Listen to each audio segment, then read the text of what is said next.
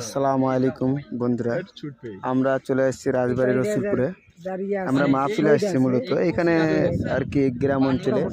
এখানে নারকেল গাছ অনেক, তো মাশাআল্লাহ এখানে ডাবের দাম কম পাওয়া যায়। শহরে 100-120, আজকে ভাই আমাদের কাছে 40 টাকা করে বেশি রাখলো। দেখেন 50 টাকা।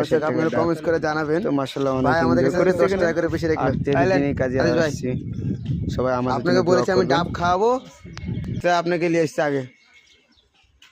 তা আপনারা তো কেউ খাবেন নাকি?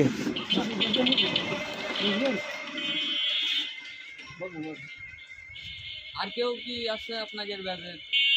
আমাকে ব্যাচের যোগ করে। মাশাআল্লাহ ফুলটা দেখতে পাচ্ছেন আপনারা।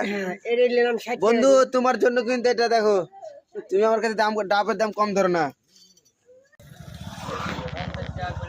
ভালো ক্লিয়ার না গো।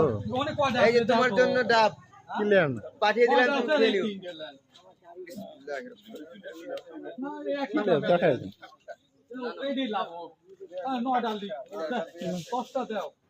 মুখে বোঝা যাচ্ছে না। হ্যাঁ তো বোঝার লেগে না রে না কোন দেখা যায় আমরা বাড়ি জিনিস হলো এই গাছ থেকে নিয়ে আমাকে 50 টাকা করে আমি যেটা আমার তার দাম বানিয়ে রাখছি আমরা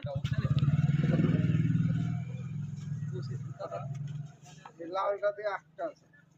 চলো আগে সামনে ভালো ভালো এখানে 60টা আছে তাই 3-10টা লালটা কি ওর হাতে ওটা আলাদা ওটা হলো সুজি ডাব কয় এটা লাল হয় টকটকে লাল হয়